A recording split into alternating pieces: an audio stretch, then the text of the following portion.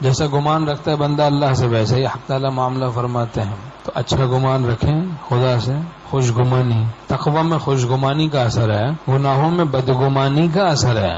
متقین کو خدا سے خوش گمانی پیدا ہو جاتی ہے اور فساق و فجار کو رفتہ رفتہ خدا سے بدگمانی پیدا ہو جاتی ہے. اور خدا سے بدظن رہنا، بدگمان رہنا تو بالکل ہی ہلاک کرنا ہے اپنے کو. ان کے خزانوں کو لوٹنے کا طریقہ ان سے حسن ظن ہے. انا عند ظن عبدی بھی، میں اپنے بندے کے گمان کے ساتھ، آپ نے گمان کر لیا وہ میرا کام بنا دے گا، وہ مجھے ولی بنا دے گا، وہ مجھے ایمان کامل پر خاتمہ عطا کر دے گا.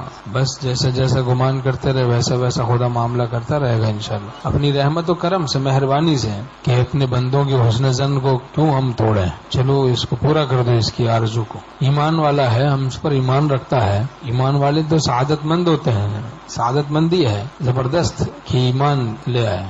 اسباب نہیں نظر آئے کوئی پریشان ہونے کی بات نہیں. مسبب الاسباب ہے بس کافی. ہمیں سبب کی پوجا تھوڑا کرنی ہے، خدا کی عبادت کے لیے ہم پیدا ہوئے ہیں. الیس اللہ بکاف عبدہ، کہ اللہ اپنے بندے کے لیے کافی نہیں؟ بے سبب کے کام بنانے پر قادر ہے.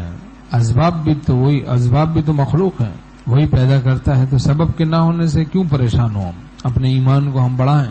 وہ اپنے یاروں کو بے یاروں مددگار نہیں چھوڑتا، فرما برداروں پر مہربانیاں فرماتا ہے، مطیع بندوں کی دعا قبول فرماتا ہے.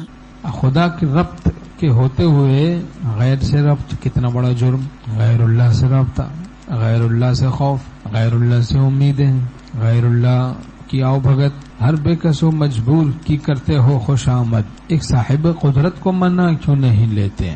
ایک صاحب قدرت کو منع کیوں نہیں لیتے؟ اللہ کا راستہ توکل کے بغیر طے نہیں ہوتا. توکل بھی سیکھنا پڑتا. ایک جلیبی بنانی میں سیکھنی پڑتی ہے اگر بنانا کوئی جاننا چاہے تو. وہ بھی ایسے ہی نہیں آ جاتی. کھاتا تو رہتا آدمی لیکن بنانی نہیں آتی. کسی ماہر فن کے ہاتھ میں ہاتھ دے دے تو پھر وہ آ جاتی ہے. ایسا معمولی کام بھی کسی استاد کے بغیر نہیں آتا. تو تعلق مع اللہ کیسے کسی ولی اللہ کی صحبت کے بغیر آئے گا؟ تو توکل، اخلاص نیت ہم کہتے تو ہیں، سبق سناتے ہیں، پڑھتے ہیں، لیکن اخلاص سیکھنا پڑتا ہے. قطب العالم مولانا رشید احمد گنگوہی رحمۃ اللہ علیہ فرماتے ہیں کہ تھوڑی دیر کا بھی اخلاص صحبت اہل اللہ کے بغیر نہیں ملتا. کسی قوی ولی اللہ سے گہرا دلی تعلق ہو تو پھر آدمی موحد بنتا ہے. کسی موحد سے دلی تعلق. المرء علی دین خلیلہ فلینظر احدکم من یخالل. حدیث شریف میں کہ ہر شخص اپنے گہرے دوست کے دین پہ خود بخود ہو جاتا ہے. بس تم دیکھ لو کس کو اپنا گہرا دوست بنا رہے. تو موحد بننا ہے تو کسی موحد سے دلی تعلق کرنا پڑے گا. خدا پر یقین اور ان کے وعدوں پر یقین اور تقوی، یہ ساری دولتوں کے حصول کے لیے کسی صاحب دولت سے دلی تعلق ہو، یہ دولتیں منتقل ہو جاتی ہیں.